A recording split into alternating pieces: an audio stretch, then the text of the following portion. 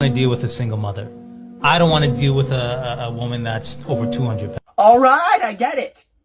I promise. I got it the first time, I got it the second time, I got it the third time. How many goddamn podcasts do we need? Some man coming up in here and telling me what he likes to suck and what he likes to fuck completely unprovoked. Nobody asked. I just see these goddamn videos on my For You page. Every time I press not interested, I scroll away. I press not interested, I scroll away. You come back for more. You won't leave me the fuck. I'm sick and tired. The women you're talking about are tired. The women you're not talking about are tired. The men in the back are tired. Shit, the non-binary people are asleep. We all want to go home and you will not fuck let us. It is 2022 and we are still doing this shit.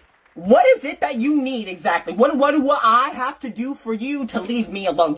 Was it me? Did I come up to you with a Glock and tell you to go put your penis in that single mother over there or else I'm gonna shoot? I don't recall doing that at any point. You don't want to sleep with these women? Don't. Like, what do you want me to tell you? Do you want me to somehow, like, summon all of the magic in the world to make the women you actually want to sleep with you? I can't do that. I don't think God himself can do that at this point, as a matter of fact. And then you want to be like, oh, well, I'm only saying it because I'm being shamed. No, you are not! You are coming onto the internet and publicly announcing this information. Every fucking Friday, you need to make a presidential inaugural speech about why you don't like fat bitch. If I came onto the internet every day and was like, I goddamn hate people who eat cheesecake, all the people who eat cheesecake are gonna get mad at me. It's just common fucking sense.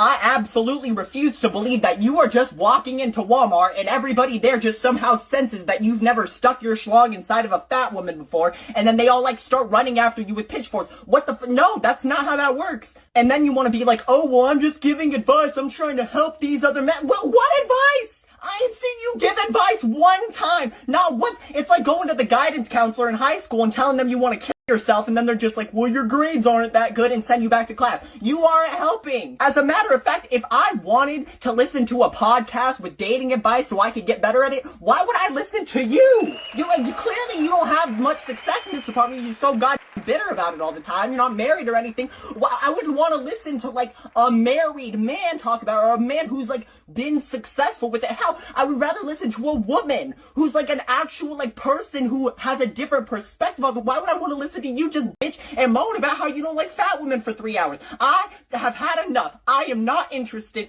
Leave me alone. Thank you.